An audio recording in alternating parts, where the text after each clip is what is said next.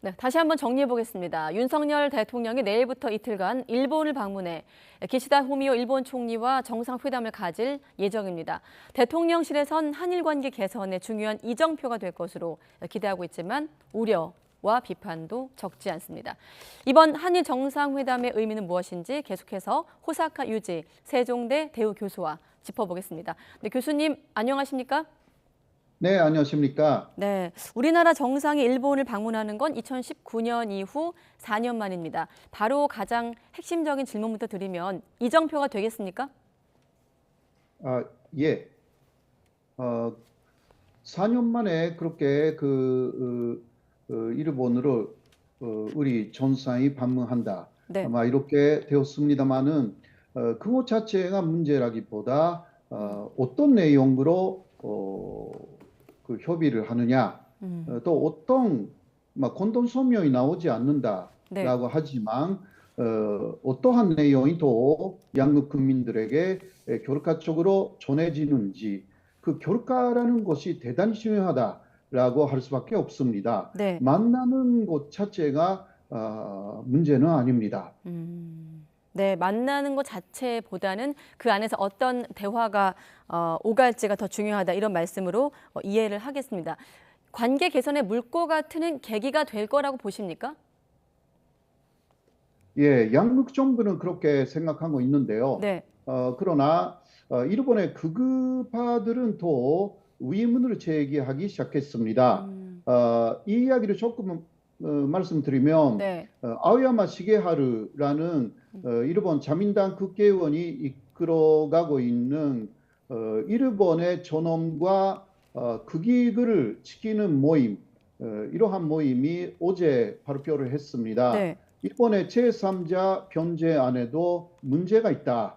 이것을 인정한다고 하면 일본 쪽에서 한국 쪽의 대법원 판결을 간접적으로 인정하는 셈이 된다. 그렇기 때문에 이번에 해결안에 그렇게 섣불리 찬성하면 안 된다. 이러한 이야기가 일본 극우 쪽에서도 나와 있고요. 네. 한국에서는 피해자들이 상당한 반발을 하고 있지 않습니까? 예. 제3자 변제라는 것은요, 사실 가해자의 동의도 필요합니다. 이것은 가해자 바로 전범 기업이죠. 네. 그리고 피해자들의 동의도 당연히 중요하고요. 현재는 양쪽 동의가 없는 상황에서 진행되고 있는 이러한 상황 속에서 동의하고 있는 것은 일본 정부와 한국 정부다.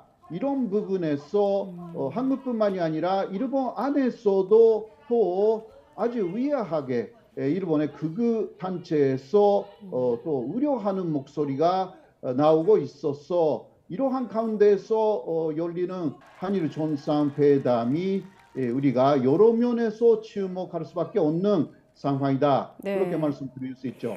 그러니까 국내 정서로는 조금 이해는 안 됩니다만 가해자의 동의도 필요하다는 일본 내 극우 세력의 어떤 시선도 있기 때문에 우려스럽다는 게 호사카 유지 교수님의 생각이시군요. 그것은 아닙니다. 예. 한국의 민법에서도 당사자의 동의가 필요하다. 네. 이 당사자는 가해자하고 피해자 양쪽을 포함하고 있기 때문에 네. 이 부분을 한국에서도 크게 말하고 있지 않습니다. 네. 왜냐하면 가해자의 동의가 필요하다라는 것을 깊이 논의하기 시작하면 예. 이번에 제3자 변제안은 성립되지 않습니다. 그렇기 때문에 이 부분을 유야무야하게 하면서 현재까지 진행시키고 있는데 네. 일본은 오히려 그 부분을 예리하게 이게 민법상 성립되지 않는다라는 부분까지 말하기 시작한 그러한 사람들이 나타난 것입니다. 네, 그러니까 한국 정부의 제안이 법률적으로도 가해자의 동의가 필요하기 때문에 완성된 제안이 아니라는 점이 앞으로 논란이 될 수 있다라는 말씀이시군요. 예, 그런 것입니다. 물론 피해자들의 반대가 상당히 있다라는 것을 우리는 다 알고 있는데요. 예. 그러나 아무래도 법적으로 봐도 예. 이것은 제3자 변제라는 것은 당사자, 그러니까 양쪽의 동의가 필요합니다. 이런 부분은 오늘의 이야기에서는 그 한일 정상회담 이야기를 좀 해야 되는데 예. 조금 다른 이야기인 것처럼 보이지만 그렇지 않습니다. 예. 이것이야말로 한일 정상회담의 본질적인 핵심적인 내용인데도 외면되어 있는 부분을 오히려 네. 일본의 극우 단체가 말하고 있는 것입니다. 네, 알겠습니다. 일본 내부의 분위기를 조금 더 상세하게 전해주셨는데, 자, 대통령실에선 두 정상의 만남과 관련해서 셔틀 외교의 복원을 강조하고 있습니다. 그러다 보니 이제 기시다 총리의 답방까지 조금 검토되고 있다, 이런 언론의 보도가 나오고 있는데 이 부분에 대한 생각은 어떠십니까? 예, 이번에 그 윤석열 대통령이 일본에 가서 그 다음은 그 미국으로 가지 않습니까? 예. 그리고 5월에 있는 그 일본 히로시마에서 키시다 총리가 위장으로 진행되는 G7 회의, 거기에도 윤석열 대통령이 아마 초청될 것으로 보입니다. 네. 그 연장선상에서 좋은 분위기를 만들어 가지고 키시다 총리를 한국에 초청하자, 이러한 계획이 지금 진행되고 있는 것으로 관측되는데요. 예. 물론 이것은 그 정상 간의 샤틀 외교라는 것이 없는 것보다 있는 것이 훨씬 낫다, 그렇게 말할 수가 있습니다. 네. 그러나 지금 일각에서는 예를 들면 소녀상을 제거해야 된다, 이러한 요구도 나오기 시작하고 있습니다. 한국에 있는 서울의 일본 대사관 앞에 세워진 소녀상, 이것은 2015년 한일 위안부 협의 때도 그 이면 합의에는 소녀상을 어떻게 처리하겠다, 이러한 이야기가 사실 있었습니다. 네. 이러한 부분을 일본에서 다시 거론하기 일각에서요, 일본의 극우 자민당 국회의원들이 네. 이러한 부분도 한국에서 얻어내야 하는 것이 아닌가. 네. 이번에 그 오므라이스를 먹는 그러한 저녁 식사, 그렇게 대접하는 것이 문제가 아니다, 예. 이러한 이야기를 계속 한국하고 협의를 해야 되는 것이 아닌가. 현재 이러한 이야기가 나오기 시작하고 있는 상황이 있습니다. 네, 그러니까 교수님 말씀을 들어보면 지금 제3자 변제안이 나온 지 열흘 만에 열리는 한일 정상회담을 앞두고 국내에서는 우리 정부 포함해서 일본의 성의 있는 호응을 위한 일정을 기대하고 있습니다만, 지금 교수님 말씀은 소녀상 철거를 포함해서 오히려 강경한 목소리가 지금 표면화되고 있다, 이렇게 들리거든요. 그런데 마침 대통령이 또 일본 언론과 대대적으로 인터뷰를 했고, 일본 언론도 대대적으로 이걸 보도를 했는데, 이 인터뷰를 통해서 대통령의 의중이 이번에 관철됐다는 게 확인되기도 했고, 대통령은 인터뷰를 통해서 자신감을 보이기도 했거든요. 이를테면 일본 내 어떤 징용 문제에 대해서 재점화되는 우려에 대한 목소리를 말씀드리는 건데 어떻습니까?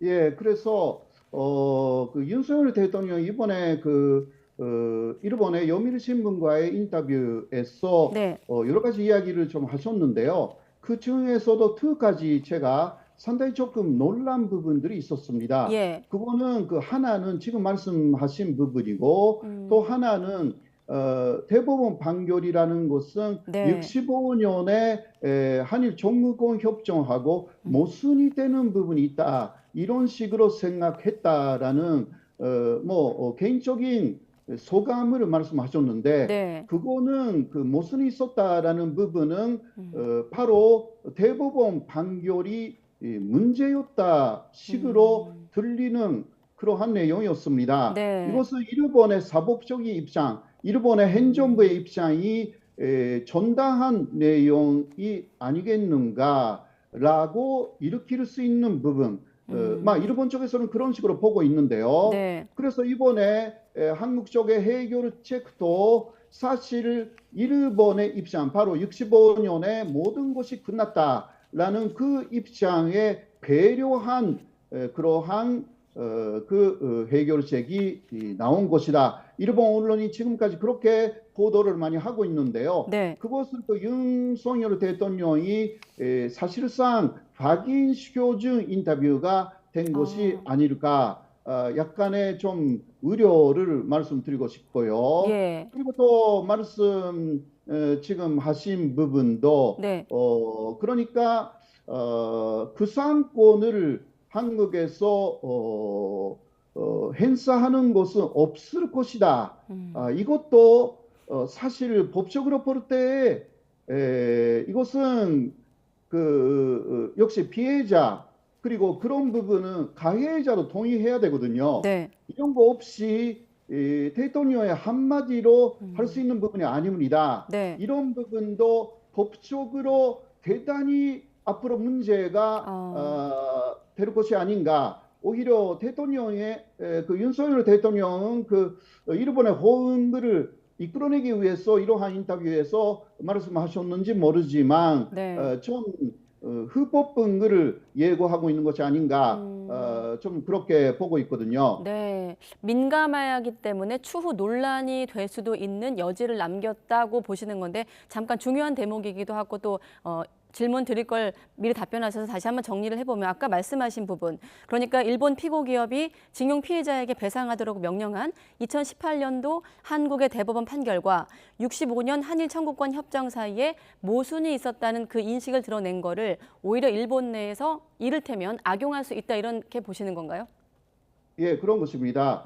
왜냐하면 그 65년도에 한일 청구권 협정에서는 개인 네. 청구권이 소멸되지 않았다라는 네. 것을 일본하고 한국의 공통된 인식입니다. 네. 물론 일본 쪽에서는 그래도 재판에 가면 이길 수가 없다라는 식으로 해석을 2000년에 들어가서 바꿔버렸거든요. 네. 그러나 그것은 일본의 주장일 뿐입니다. 네. 한국의 주장은 그런 식으로 주장할 수 있는 어떤 법적 근거도 없고요. 그러니까 그러한 법적인 전혀 다른 체계에서 나온 한국대법원의 판결을 상당히 부정할 것으로 보이는 언급으로 일본이 악용할 수가 있는 것입니다. 네. 이런 부분은 조금 뭐 앞으로 지켜봐야 되는 부분인데요. 네. 그리고 일본은 특히 요미우리 신문은 보수적인 신문이기 때문에 이번에 인터뷰를 일면 전체를 사용해서 보도를 했기 때문에 네. 이러한 부분이 일본에서 윤석열 대통령은 역시 일본 쪽의 생각을 많이 수용한 것이다. 이런 식으로 또 확대되어 가는 것에 대해서 경계를 해야 된다. 그렇게 생각합니다. 네. 어제 또 서울대 교수들이 이런 부분에 대해서 상당히 강력하게 반대하고 나섰지 않습니까? 예. 그런 움직임이 계속되어 있는데요. 앞으로도 확산될 우려가 있어가지고 예. 한일 간의 정상 간은 좀 화해로 가는데 국민끼리는 그렇지 않다라는 모습이 나타날 우려가 있는 것이 아닌가 네.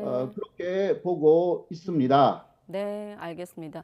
대통령은 법률가 출신이기 때문에 아무래도 인터뷰를 통해서 자신감을 드러낸 부분도 있습니다만 호사카 유지 교수님의 생각은 앞으로 좀 민감한 부분에 대해서는 좀 고민이 필요하다 이렇게 좀 이해를 하고 다음 질문 드리겠습니다. 뭐 언론 보도 보셨겠습니다만 방일 하루 전 대통령 방일 하루 전 시민사회 목소리도 더 높아지고 있습니다. 뭐 그 열흘이라는 시간 동안 많이 외친 부분입니다만 굴욕 외교 비판이 계속 나오고 있는 상황인데 지금 거의 만 하루가 남긴 시점에서 이런 목소리가 한일 정상회담에 어느 정도 담길 수 있다고 보십니까? 한일 정상회담은 그러한 양국의 국민들의 반대 목소리라는 것을 담기는 상당히 어렵다라고 생각합니다. 그러나 하나 벌써 그런 부분을 반영했다라고 볼 수 있는 부분은 공동 성명을 발표하지 않는다라는 이 부분이죠. 바로 공동 성명이 발표되면 그 워딩 부분을 갖다가 양쪽에서 공격이 들어올 여러 가지 상황이 있기 때문에 이번에 공동 성명을 내지 않도록 그렇게 한 것으로 보입니다. 그리고 한미일 군사안보 협력은 가속화될 것으로 보이고요. 지소미아도 공식으로 정상화될 것이고 기타 역시 군사안보 면에서의 협력이 많이 엿보이는 부분이 되지 않을까 그렇게 보고 있습니다. 네. 시간 관계상 두 가지 질문만 더 드리겠습니다. 아까 공동성명이 이제 없을 예정이라는 점을 언급하셨는데 일단 지난 시간들 간의 어떤 불편한 관계를 짧은 문구에 담을 수 없었다는 것이 설명이거든요. 자, 공동성명이 없다는 건 어떻게 보십니까? 그래서 공동성명이 없다라는 부분은 네. 그것이 뭐 여러 가지 이유를 말씀하셨습니다마는 예. 대통령실에서요. 그러나 그게 문제가 될 소지가 있으니까 내지 않는 것입니다. 예, 여러 가지 부분을 애매하게 네. 남기면 오히려 그 이후에 한일 간의 그 소통에도 도움이 된다고 판단했다. 네. 그렇게 볼 수가 있는 부분이거든요. 예. 오히려 공동성명으로 내부로 인해서 여러 가지 문제점이 부각되는 그러한 상황을 처음부터 차단시켰다. 이렇게 볼 수가 있고 그렇게 하면 또 한일 간의 샤토르 외교라든가 앞으로의 소통에 도움이 된다. 그렇게 판단한 것 같습니다. 네, 알겠습니다. 자, 한 30초밖에 못 드리는데서 죄송합니다만 일단은 지금 지난 어떤 역대 내각의 역사 인식을 계승할 거란 정도의 이제 메시지가 나올 것으로 이제 예상되고 있는데 우리가 성의 있는 호응을 위한 일정이라고 하면 최소한 어느 정도는 좀 얻어내야 된다고 보십니까? 역시 사과하고 가까운 키시다 총리의 말씀이 들어가야 되고요. 예. 과거에 대한 반성이라는 부분, 그거하고 가까운 이야기가 최소한 들어가야 된다. 그렇게 말씀드릴 수 있죠. 네, 알겠습니다. 자, 사과와 반성의 어떤 수위를 한번 지켜보겠습니다. 네, 호사카 유지 세종대 대우 교수였습니다. 고맙습니다, 교수님. 감사합니다.